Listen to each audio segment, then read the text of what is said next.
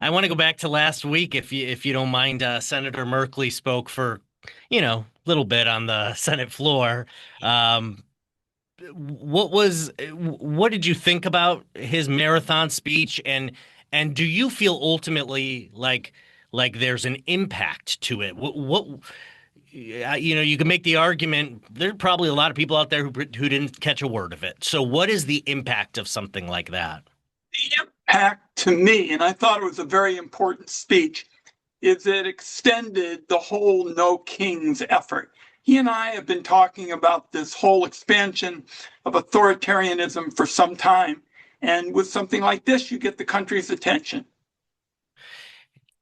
Do you agree? A big uh, the essence of his speech, a message in his speech was we're not moving towards an authoritarian state. We are in an authoritarian state. Do you agree with that sentiment?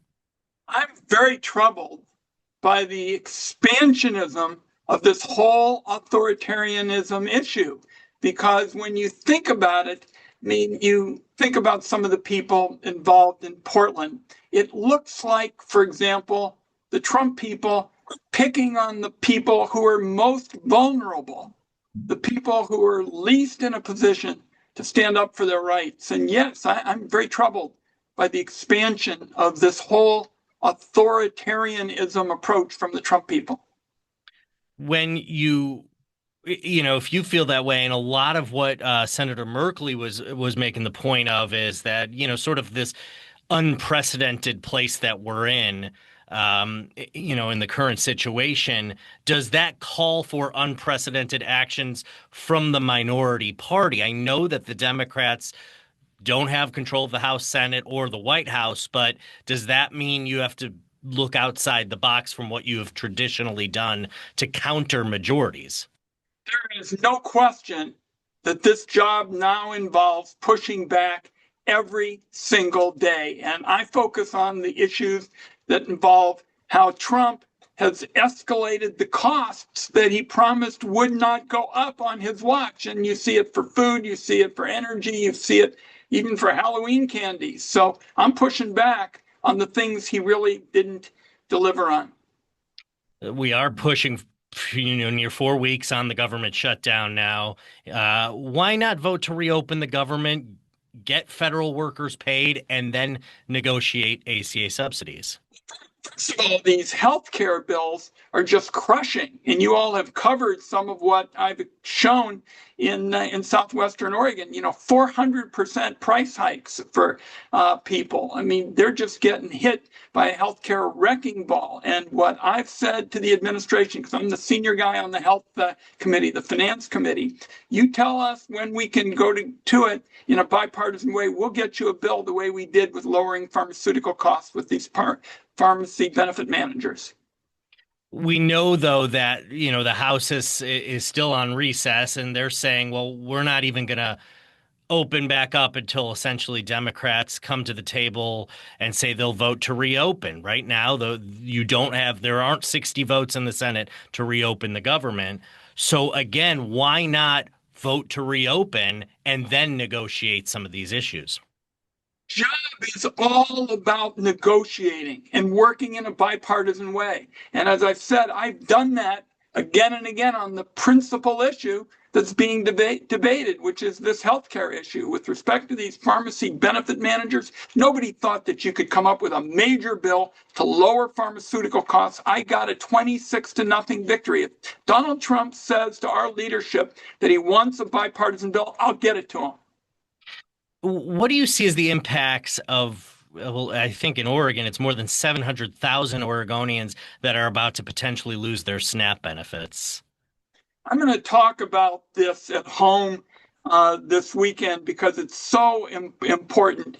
And the bottom line is the federal government is in a position to provide critically needed funds for disasters. I can't think of anything that is a bigger disaster, for example, than having hungry senior citizens and kids and disabled people. It's not right, and it can be dealt with, and it can be dealt with quickly and fairly.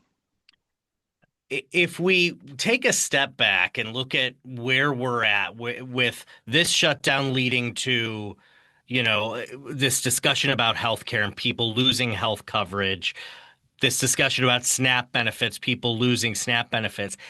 Is it possible that this is a sign that people are too reliant on government help?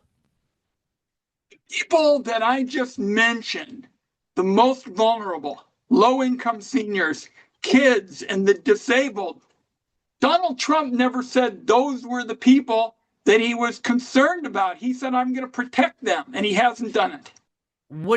Yes. I know that you recently put out a statement, and we're waiting on further reporting about Trump's negotiations overseas, and obviously that's underway. What do you expect of a potential trade deal with China, and do you trust that that will be benefiting America? His proposals to date have hurt Oregon, which is a prime state for international trade, rather than helped. And probably in the next few days, I will go to the floor of the United States Senate with Rand Paul, Republican of Kentucky, and we will move in a bipartisan way, two senior members of the United States Senate, to strike the Trump approach to trade. And these tariffs for Oregon, they are taxes, and they're taxes on working people, and they're a mistake. I've said that from the beginning, and hopefully in the next few days, on a bipartisan basis, two of the senior members of the Senate, one of them who you're talking to, can knock it out. If we can just real quickly touch on immigration, obviously you mentioned what's happening in Portland, and I know you've been critical of the way things have been handled there in multiple elements. Trump has, by all accounts, secured the border in terms of simply crossings. It's certainly the lowest crossings we've had in a long time. If Democrats were to be in charge, if Democrats retake the House, and let's say maybe they retake the Senate next year, what would change about immigration policy? We would put the focus on the people Donald Trump said he was going to focus on, which are terrorists and drug cartels and criminals. We would not be rounding up indiscriminately large numbers of young people and just deporting them without any kind of sense of due process. That would be a very significant difference. Do you give credit to President Trump for securing the border?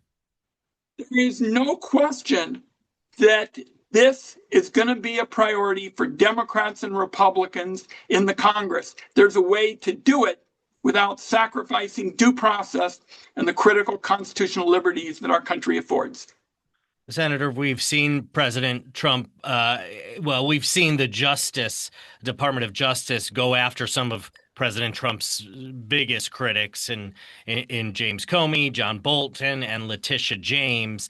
You're a Trump critic. You're in the Senate with some other notable Trump critics. Adam Schiff has been somebody who has been mentioned.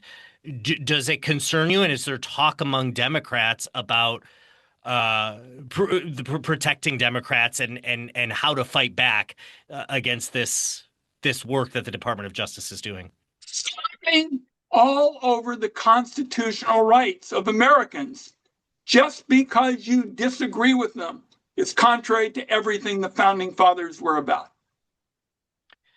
Last thing I'll ask is, you're a Blazers fan. Obviously, wow, a lot of news about the Blazers last week. What were your thoughts when you heard about the FBI's investigation, and ultimately it led to the current suspension of Chauncey Billups?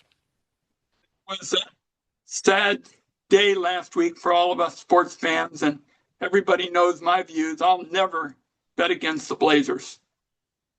Did you have any heads up about this investigation beforehand? No. Okay. Anything else you wanted to add? Was there something you wanted to touch on that we did not? I think that covers a lot of ground, a lot of information, and I'll be home over the weekend, and I'm sure we'll have a lot of questions about the hunger issue as well. And I feel so strongly about it because when you define a disaster, that's what these vulnerable people are facing. Do you have any sense that the shutdown has an end in sight? I'm going to make sure that people know I'm available 24/7 to be part of working together on a bipartisan way to get this resolved.